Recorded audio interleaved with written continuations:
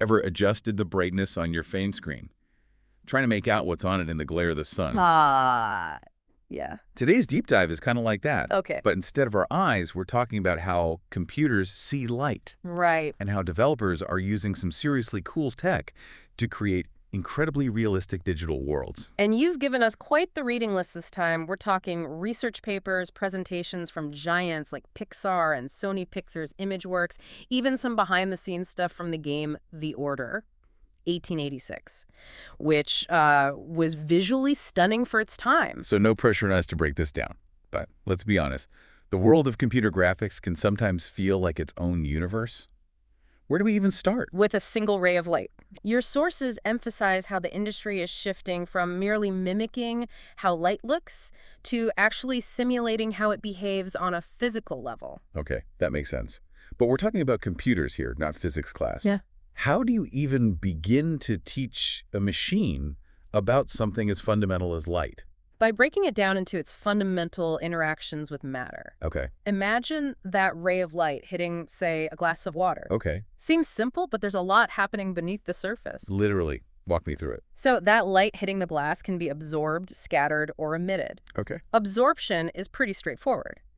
Think of a black t-shirt soaking up the sun's rays. Right. Scattering is a bit more dynamic. Because a glass of water isn't exactly a black t-shirt, thankfully. What's happening to the light there? Think about how light filters through clouds on an overcast day. The water droplets in those clouds are scattering the light, bouncing it around in every direction. That's why it's dimmer. Those rays are taking a much less direct path to reach us. Okay. I'm with you so far. Okay. But water can also be crystal clear. How does that factor in? That's where this idea of homogeneity comes in. Air is homogeneous, meaning it's pretty much the same throughout. Right.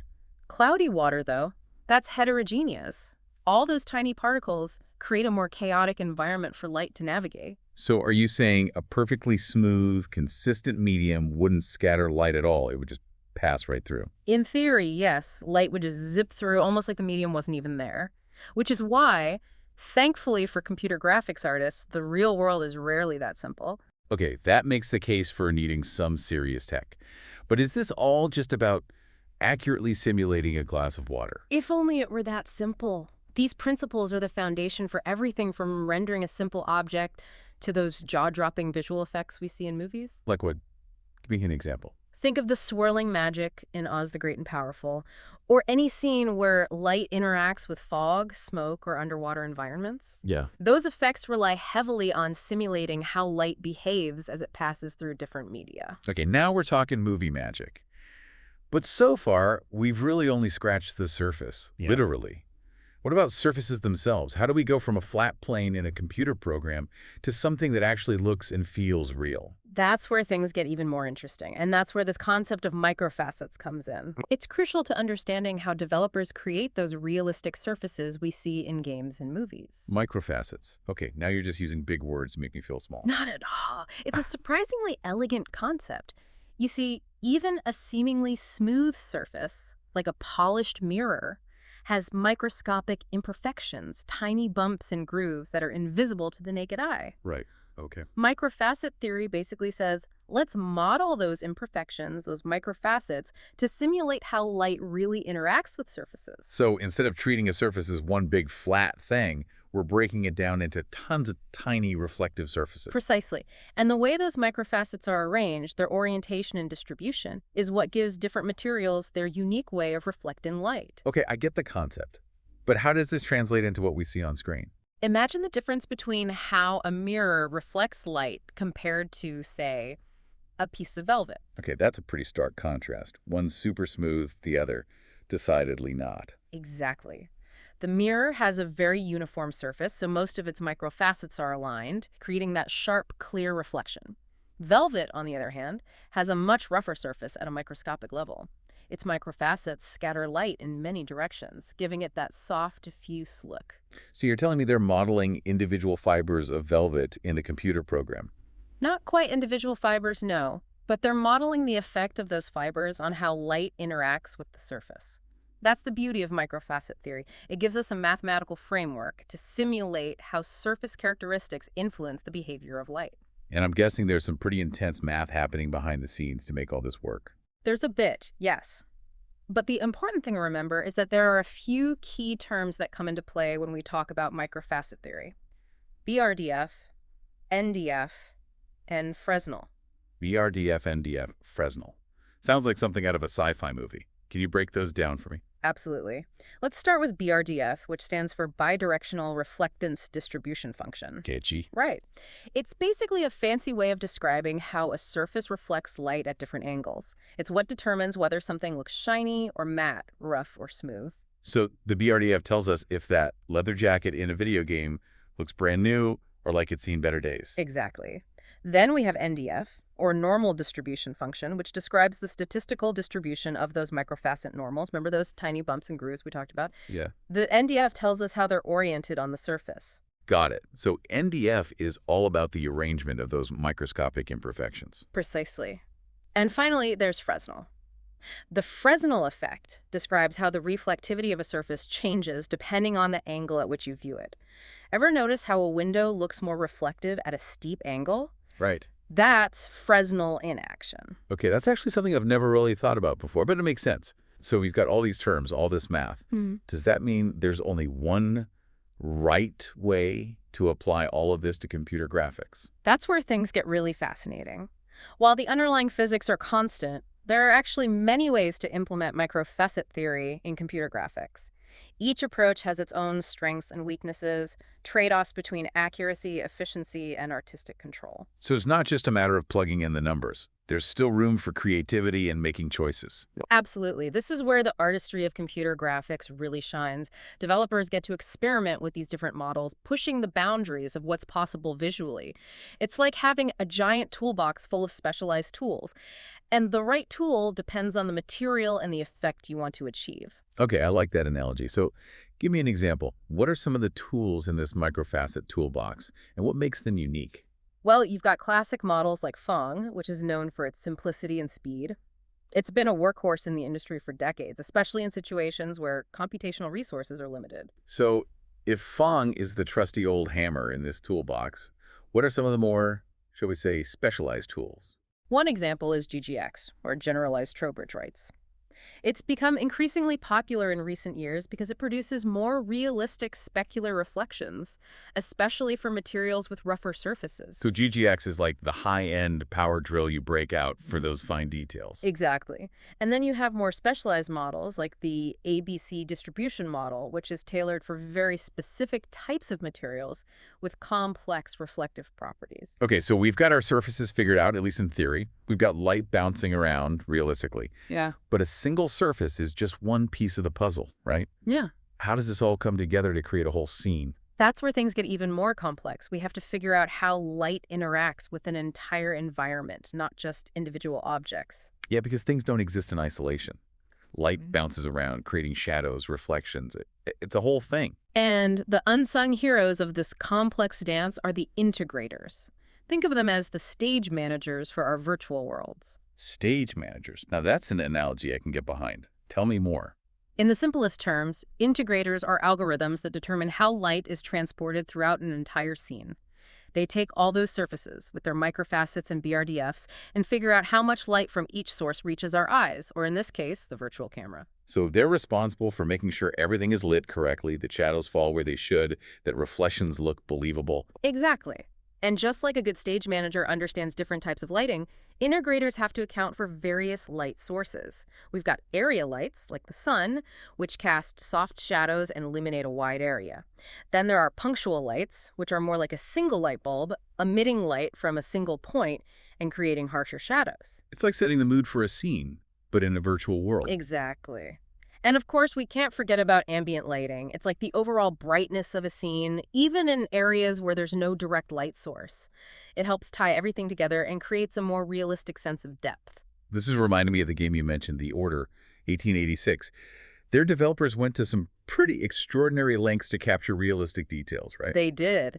Ready at Dawn actually built a 3D textile scanner specifically to capture the most realistic cloth textures ever seen in a game. Hold on, they built a scanner just for fabric. That's dedication.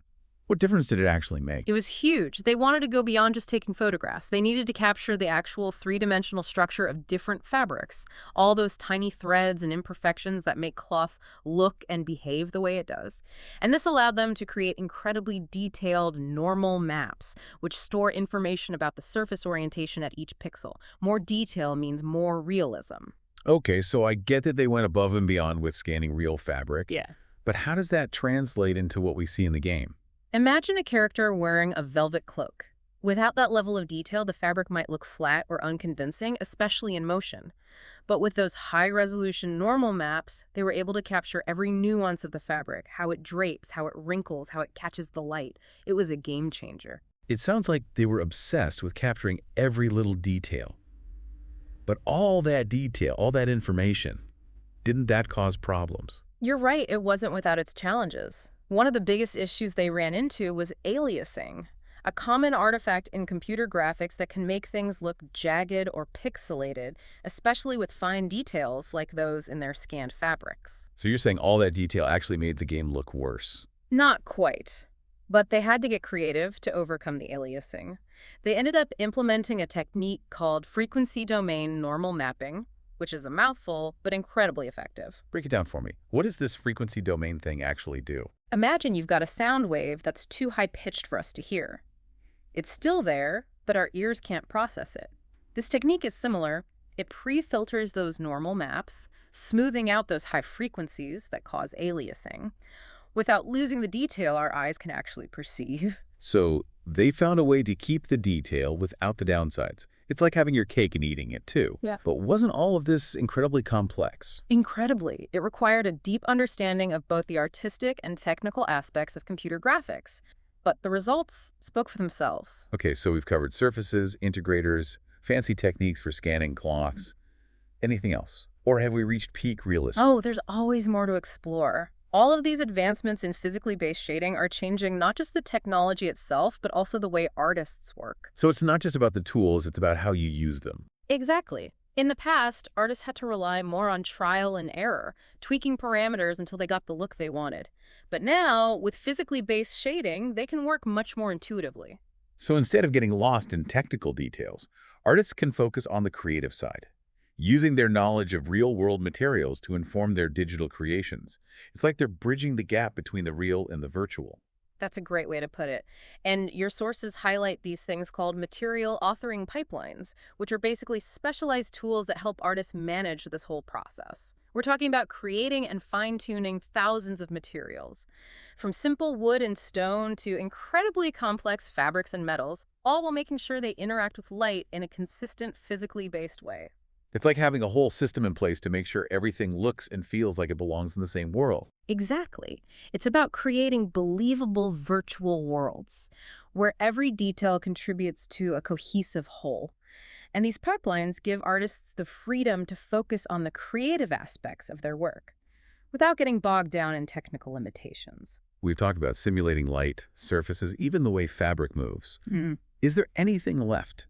Have we reached peak realism in computer graphics? That's the question, isn't it? And the answer is probably not. We're already seeing incredibly realistic virtual worlds, some almost indistinguishable from reality. Which is kind of mind-blowing when you think about it.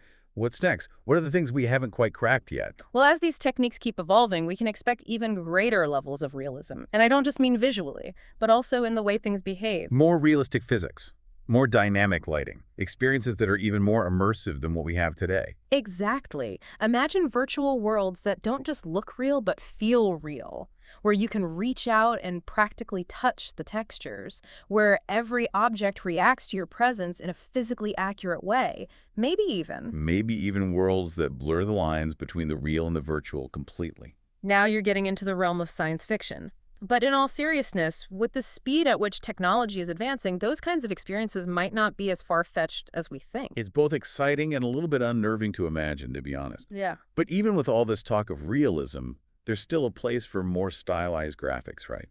I'm thinking of animated films or games that have their own distinct look. Absolutely. Physically based shading is just one tool in the toolbox, not a replacement for artistic vision. Just like a painter can choose between a photorealistic style or something more abstract, game developers and filmmakers can choose the aesthetic that best serves their story. So it's not about one approach being better than the other. It's about picking the right tool for the job. And sometimes that might mean embracing a more stylized approach. Exactly. There's always going to be room for different styles, for artistic expression. And in a way, understanding the physics of light can actually make those stylized approaches even more compelling, even if they bend the rules a bit. It's like mastering the rules so you can break them more effectively. Well, I think we've covered a lot of ground today, from the very basics of light to some seriously cutting-edge tech. If there's one takeaway from all this, it's that the pursuit of realism in computer graphics is a journey, not a destination. Well said. And this deep dive has really just scratched the surface. For anyone listening who wants to go deeper, there's a whole universe of information out there. Research papers, online tutorials, communities dedicated to pushing the boundaries of what's possible. So dive in, get your hands dirty, and who knows, maybe you'll be the one to create the next big breakthrough in digital realism. Until next time, keep experimenting, keep learning, and keep those pixels sharp.